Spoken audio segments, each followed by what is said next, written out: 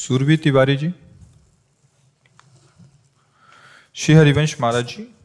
महाराज जी, आपके चरणों में कोटि कोटि प्रणाम। महाराज जी, हमें कोई दुराचारी आत्मा कई सालों से परेशान कर रही है, उसकी सद्गति क्या करवाई जा सकती है? इतनी प्रतिकूलता में हमारा मन सब जगह से उदासीन हो जाता है, रात को सोते टाइम या सुबह उठते तो टाइम। मुझे बच्चा इस विषय का तो हमें ज्ञान है नहीं। हमें तो लगता है हमारा मन ही दुराचारी है और यही सब रूप रख के हमें परेशान करता है, और तो कोई है नहीं परेशान करने वाला है। बाहर से बहुत ज्यादा किसको महसूस होता है? मन को ना होता है ना, वो मन को ही तो होता है ना बच्चा। ये मन ही भूत है, ये मन ही दुराचारी है, मन ही महात्मा है, मन ही भगवान है, मन ही संसार है। जिस समय आपका मन प्रभु में लगा होगा तो कहीं कोई दुराचारी या भूत या कुछ, तुम तो घर में रहती होगी, हम तो श्मशान में रहे।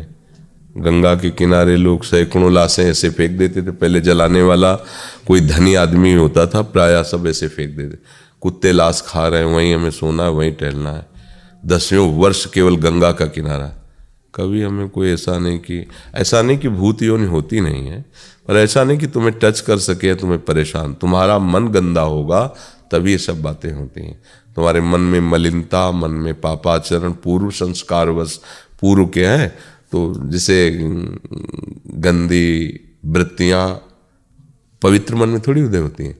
ऐसे ही गंदे आचरण करके जो भूत प्रेत बनते हैं, अच्छे लोग थोड़ी बनते हैं। अगर इन लोगों का अटैक भी कभी किसी पर होता है तो उसी गंदगी में वो बैठेंगे, अन्य जगह नहीं बैठेंगे। हिम्मत नहीं है, छू सकें ऐसी हिम्मत नहीं है, डरा सकें ऐसी हिम्मत नहीं। अनिष्ट की तो बात ही जाने दो, किसी की सामर्थ्य नहीं। और ये रात दिन न बिजली है न कोई। गंगा किनारे कहाँ, अंधेरे में वृक्ष के नीचे पड़े हैं। दिन में देखा वहीं कुत्ते खा रहे हैं लाशों को, उसी के ऊपर इधर पड़े ऊपर। कोई ऐसा कोई भय नहीं, कभी कुछ कोई नहीं। हाँ, हमारा मन गंदा हो, हम इन बातों को थोड़ा कम मानते हैं, क्योंकि ऐसा नहीं कि हम जानते नहीं कि जैसे 84 लाख योनियों में अन्य योनियाँ, ऐसे एक भूत योनि है। लेकिन भूत योनि परेशान उसी को करेगी जो उसी क्वालिटी का हृदय होगा। ये भी बात समझो। जब हम प्रभु का भजन करते हैं, प्रभु के आश्रित है, तो किसी की सामर्थ्य नहीं। संतों के पास भूत प्रेत आते हैं अपना उद्धार कराने के लिए। उनकी सामर्थ्य हो कि उनको छू ले, उनको परेशान। उसकी क्या से भ्रष्ट आत्मा है वो, उसकी सामर्थ्य क्या महात्मा को छू ले। तो अब जैसे हम नाम जप करें, भजन करें, तो सबकी आत्मा भगवत स्वरूप है, ऐसा कोई दंड नहीं हो। हमारा जब कर्म बिगड़ता ना तो घटना घटा देता है। हमें लगने लगेगा हमें भूत सवार है, कोई हमारे ऊपर आवेश आता है, कुछ मिर्गी आने लगेगी, कैंसर हो जाएगा, दिल फेल होने लगेगा। ये सब हमारे कर्म से होता है। कहीं किसी में कोई ऐसी सामर्थ्य नहीं कि हमको दंड दे सके, हमारा कर्म हमको दंड देता है। तो इसलिए मुझे लगता है बच्चा नाम जप करो तो सब ठीक हो सकता है। महाराज जी, पहले नाम जप करते थे तो वो चीज दूर हो गई थी, फिर जब मंत्र करा तो मतलब घेर सा लेती, मतलब मंत्र नहीं, अभी आप जान ही नहीं पाए हो।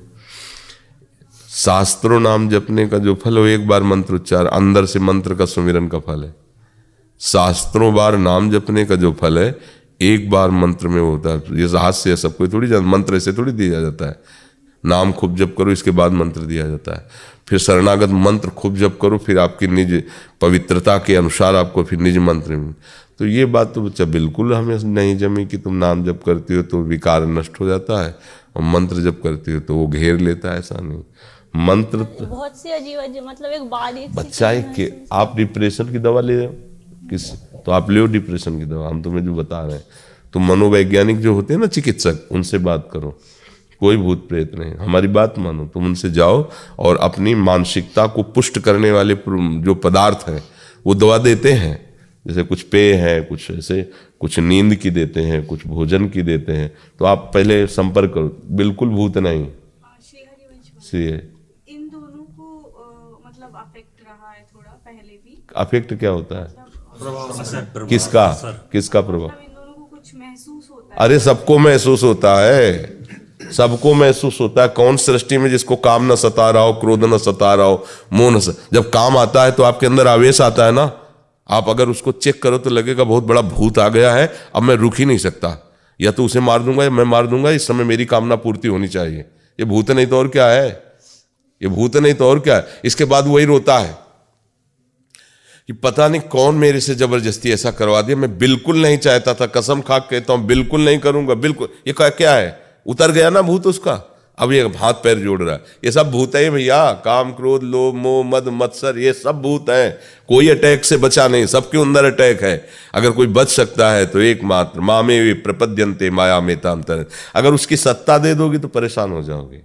महाराज जी हमारा भजन तो नहीं होता। है भजन हम जो तुम्हें सलाह दे रहे हैं, तुम हमारी बात मानो। पहले तुम उसको क्या कहते हैं, मनोवैज्ञानिक चिकित्सक को, है हाँ, उसके पास जाओ। देखो गलत सलाह तुम्हें भटका देगी। अगर कहीं हम तुम्हें ताबीज बांध देंगे और तुम्हें लौंग इलायची दे देंगे और ये कर देंगे वो कर देंगे, बिल्कुल ना फंसना। हम जो तुम्हें कह रहे हैं, कहीं तुम्हें दिखाने की जरूरत नहीं। सीधे आधुनिक जो चिकित्सक हैं मानसिक, उनके पास जाइए और लंबे समय तक दवा लीजिए और आधा आधा जपिए। फिर आप हमसे मिलिए आकर, फिर बताइए कौन अटैक करता है। एक बार क्या हुआ कि हम सैनपुर में थे गंगा किनारे, तो 4 बजे गंगा स्नान को निकल जाते थे, जग जाते थे अपने समय से, पर 4 बजे ही गंगा स्नान करने के लिए जाते थे। तो एक बहुत बड़ा झाड़ पड़ता था, मूंज का झाड़, वहां से गुजरना पड़ता था। ऐसे बड़ी जोर से भन्नाट हो, पूरा झाड़ जो है ना वो कंपायमान हो जाता, और कम से कम 200 पग चलना होता था झाड़ के अंदर ही। मन ने एकदम हमको भयभीत कर दिया, कोई तो है, और रोम खड़ा होने लगा। मन ने कहा आज तक नहीं रोम खड़ा हुआ, जरूर कोई प्रेत आत्मा है। मतलब तेरी के हमको अगर ये डरवा दिया, अब हम क्या बाबा जी हैं, रोज गंगा स्नान करने जाते, ये तो हमको मार देगा। अगर ऐसे डरवा देगा तब तो हम जी नहीं पाएंगे। नई अवस्था थी, बड़ा जिद्दी स्वभाव था। गंगा स्नान करने गए, फिर लौट के आए। जब दूसरे दिन फिर बनने से हम वहीं खड़े हो गए। हम कहा तब गंगा स्नान करेंगे जब प्रकाश हो जाएगा, हम ये जान लेंगे कौन है क्या है। खड़े रहे। सन की दिमाग होता है साधुओं का। राजा जोगी अगिन जल, इनके उल्टी रीत, परशुराम इनसे बच के रहिए, इनसे करिए थोड़ी प्रीति।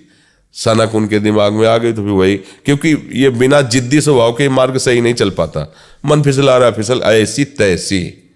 ये ऐसे तो सूरवीरों का होता है, न भूख न सर्दी न गर्मी न बरसात, हर कष्ट से, तब वो उसको कहा जाता महात्मा।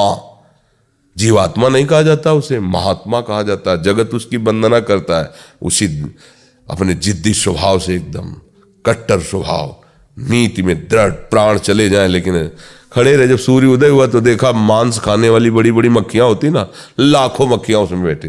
वो जब जरा सा आहट पाए तो उड़ी, और उनकी भनभनाहट तो पूरा हिल जाता। और मन हमको रोमांच करवा दिया, और हमारे मन में आ गया कि भूत है। देखो अगर दूसरे दिन मस्ती से निकलने लगे कि मक्खियां है, और अगर भाग पड़ते तो भूत दौड़ पड़ता और हम गिर पड़ते, और हमको झड़वाना पड़ता कि हमारे अंदर भूत है। कुछ चला ही, हम तुम्हें कह रहे हैं घोर स्मशान में विचरण करने वाले आदमी, काशी के घाटों में पड़े रहने वाले, ये सब कुछ हाँ है, प्रेत यूं नहीं है, पर भजन करने से, भगवान नाम जप करने से सब शांत हो जाता है। भगवान के नाम से बढ़कर कुछ नहीं। तो बच्चा हम जो कह रहे हैं उसे मानो।